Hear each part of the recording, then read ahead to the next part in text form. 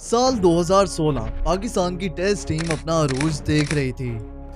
Rankings में team number 1 position पर थी और सबसे इम्पोर्टेंट तब मिसबा के अंडर टीम में स्टेबिलिटी दिखाई देती थी और ड्रेसिंग रूम में एक डिसिप्लिन का माहौल था और शायद उसी स्ट्रॉन्ग लीडरशिप और एक इंटेलिजेंट माइंडसेट का ही असर था कि चाहे जिस तरह की भी कंडीशंस हो, पाकिस्तान ने उनको अडेप्ट करना जान लिया था, जिसकी वजह से ये टीम उस टाइम इतनी सक्सेसफुल बनी। लेकिन आज उसके हालात ये हैं कि अवे सीरीज तो जीतना दूर की बात, आज उसके लिए अपने होम ग्राउंड पर एक टेस्ट मैच जीतना काफी मुश्किल हुआ है। और बांग्लादेश जिनको एक टाइम पर हम कुछ भी नहीं समझते थे, today they are playing far better cricket than us in all formats. और लिटरली हमें इस गरूर से बाहर आना चाहिए। एक्चुअली हम भी एक माइनर टीम ही बन चुके हैं। लास्ट मैच में बांग्लादेश ने बताया कि उनके बैटर्स हमारे बल्लेबाजों से किस कदर ज्यादा रिस्पॉन्सिबिलिटी से खेलते हैं और जहां एक टाइम पर अपनी टीम लैंड ऑफ पेसर्स की वजह से जानी जाती थी, आज उसी के प्रीमियम पेसर्स 140 की स्पीड को भी टच नहीं कर पा रहे। तो आखिर कहां प्रॉब्लम आ रही है? क्यों पाकिस्तान अपनी टेस्ट हिस्ट्री के सबसे बुरे फेज से गुजर रहा है? कौन इसके पीछे असल जिम्मेदार है और क्या पाकिस्तान अब एक टेस्ट नेशन कहलाने के लायक भी बचा है? देखो, पाकिस्तान क्रिकेट में ना आवे का आवा ही बिगड़ा हुआ है। अभी T20 वर्ल्ड कप में जो हुआ सो हुआ, लेकिन ये बात तो सबको अच्छे से पता थी कि पाकिस्तान की टेस्ट टीम का हाल काफी टाइम से बुरा चल रहा है और अनफॉर्चुनेटली ये वो फॉर्मेट बन चुका है जिसकी पीसीबी को कोई परवाह नहीं है। शायद हम ही वो नेशन होंगे जो सबसे कम टेस्ट मैचेस खेलते हैं। अब जब फाइनली 6-7 महीनों के बाद जाकर हमें मैचेस मिले थे तो वो भी 2।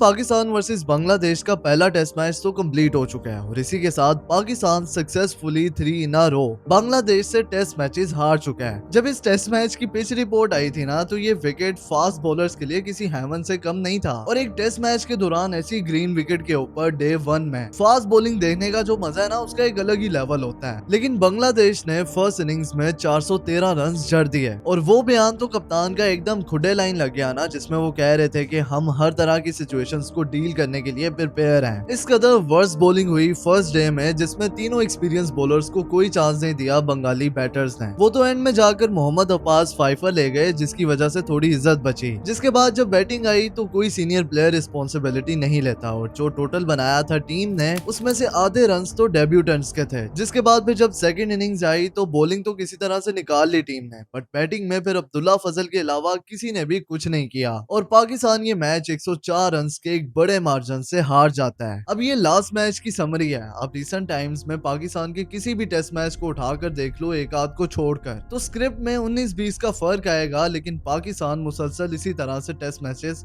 हारता आ रहा है। अब आज की डेट में जहां हमें ये टाइम देखना पड़ रहा है कि with every day Pakistan cricket नीचे ही जा रही है और बांग्लादेश से यूं लगातार 3 टेस्ट हार जाना, इससे वर्ष अब हम क्या ही देखेंगे। लेकिन एक वो टाइम भी था जब एक शख्स आया था और उसने पाकिस्तान की टेस्ट टीम के स्ट्रक्चर, उसकी अप्रोच को ही बदल कर रख दिया था और एक कितने बड़े सेटबैक से रिवाइव देकर वो पाकिस्तान की टेस्ट टीम को टॉप पर ले आया। अब जब एक जवाल पजीर टीम ने कभी माजी में अपना अरूज देखा हो तो ऑब्वियसली उसके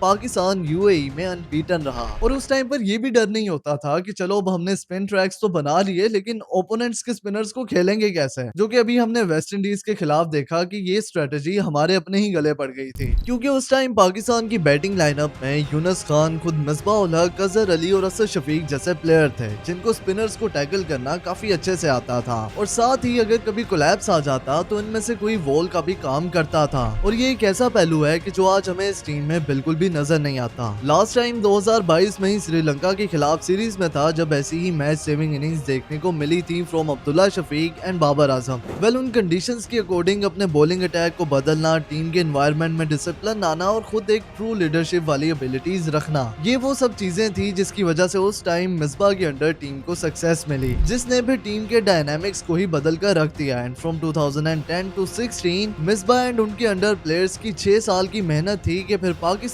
उसी साल इंग्लैंड को उनके होम ग्राउंड पर 2-2 से सीरीज ड्रॉ करके नंबर 1 रैंकिंग पर आ जाते हैं। एट दैट टाइम पाकिस्तान अपने पीक पर था, लेकिन वक्त एक बार फिर से बदला एंड स्लोली वो टीम टूटना शुरू हो गई जो एक टाइम पर वर्ल्ड की सबसे बैलेंस साइड में से एक थी। 2016 के बाद पाकिस्तान की टेस्ट टीम में सबसे पहला बड़ा इशू जो आया वो स्टेबिलिटी का था। टीम के कोर प्लेयर्स रिटायर होना शुरू हो गए। यूनुस खान और मिसबाह उल हक जैसे एक्सपीरियंस प्लेयर्स ने फेयरवेल कह दिया और उनकी जगह जो नए प्लेयर्स आए वो टैलेंट तो रखते थे लेकिन कंसिस्टेंसी और टेम्परामेंट के मामले में अभी उस लेवल तक नहीं पहुंचे थे। इसके अलावा कैप्टनसी शिफ्ट होने लग गई। पहले सरफराज आए, फिर उनकी जगह अजहर अली जो बिल्कुल भी कैप्टन मटेरियल नहीं थे, इसलिए उन्हें भी 12 महीनों के अंदर अंदर ही बाबर आजम के साथ रिप्लेस कर दिया गया। अब स्टार्टिंग में बाबर आजम के अंडर टीम दोबारा से बैलेंस होना शुरू हुई। पाकिस्तान ने होम कंडीशंस में अच्छी परफॉर्मेंसेस दी और कुछ मेमोरेबल अवे रिजल्ट्स भी आए, लेकिन फिर आहिस्ता आहिस्ता प्रॉब्लम्स एक्सपोज होना शुरू हो गई। सबसे पहला मसला था टीम सिलेक्शन का। पाकिस्तान हर सीरीज में नए कॉम्बिनेशन ट्राई करने लगा। कभी ओपनर्स चेंज हो रहे थे तो कभी मिडल ऑर्डर। एक प्लेयर को चंद मैचेस मिलते और फिर उसे ड्रॉप कर दिया जाता। ऐसे में ना कोई प्लेयर सेटल हो पाया और ना ही टीम का परमानेंट कोर बन सका। और जिसके बाद तो फिर साल 2022 में पीसीबी ने एक ऐसा फैसला किया जो कि हिस्ट्री बुक्स में लिखा जाने के काबिल है। ऑस्ट्रेलिया और इंग्लैंड के अगेंस्ट पाकिस्तान ने ऐसी विकेट्स बनाई जहां ना पेस थी, ना स्पिन थी और ना ही कोई बाउंस, जिस पीरियड के दौरान फास्ट बॉलर्स उन फ्लैट विकेट्स पर बेजान नजर आते थे। स्पिनर्स को कोई असिस्टेंट नहीं मिलती थी और बल्लेबाज मैच ड्रॉ करने के लिए सिर्फ सर्वाइवल मोड पर खेलते नजर आते थे। मैच ड्रॉ करके पॉइंट्स बचाने की इस डिफेंसिव सोच ने पाकिस्तान क्रिकेट को उस टाइम बहुत नुकसान पहुंचाया, जो कि फिर यही वजह बनी थी कि जब पाकिस्तान ओवरसीज कंडीशंस में गया तो वहां की रियल पेस और बाउंस हैंडल करना